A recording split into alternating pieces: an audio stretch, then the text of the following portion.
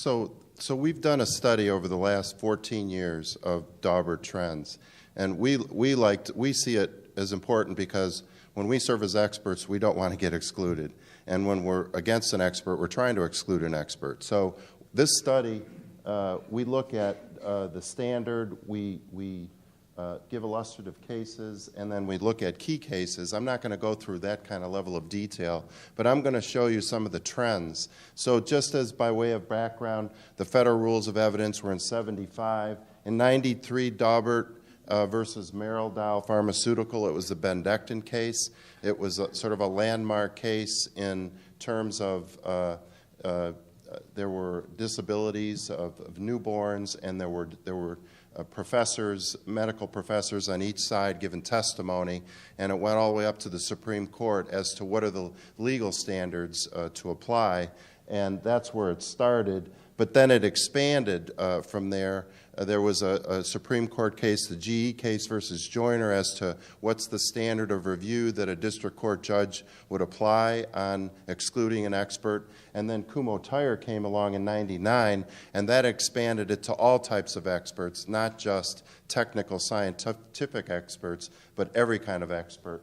And then the federal rules of evidence were changed in 2000. So, you know, we could talk about what an expert is, brought in a case, but if it's some technical matter to help the trier of fact understand an issue in the case, an expert can be used. The judge in Daubert, they said the judge was a gatekeeper, that the testimony has to be relevant and reliable, and it set out these criteria.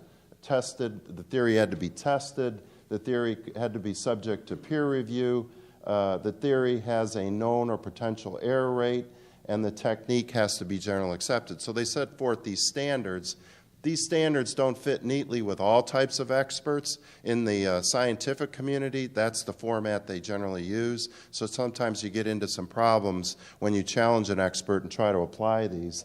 And then in GE, the standard of review for a district court judge is abuse of discretion. So it's a very high standard to appeal a district court and reverse a decision by a court on an expert. And so in Rule 702 amended, and really the focus is on two things, reliability and relevance. So that's sort of the background of the thing.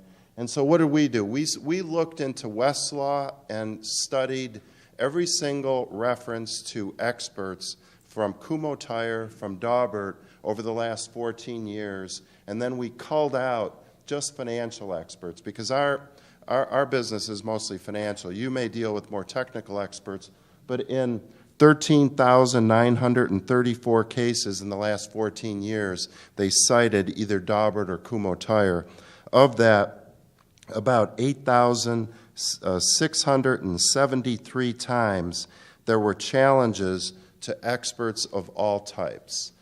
Over the last several years, the trend of challenging experts has just gone up dramatically. I think in the first year in 2000, it was about 235. This past year, there were 913 challenges of experts. That's all types of experts.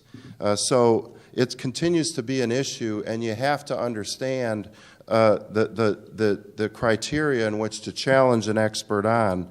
Of those 913, 438 were excluded either partially or completely. So that's a pretty high success rate in terms of exclusion. But again, what we were looking at were the financial experts. So the past year, in 2013, there were 175 challenges to financial experts, and of that, 71 challenges were successful. So it was about a 45% rate. So you have a 1 in 2 chance of excluding an expert either partially or completely.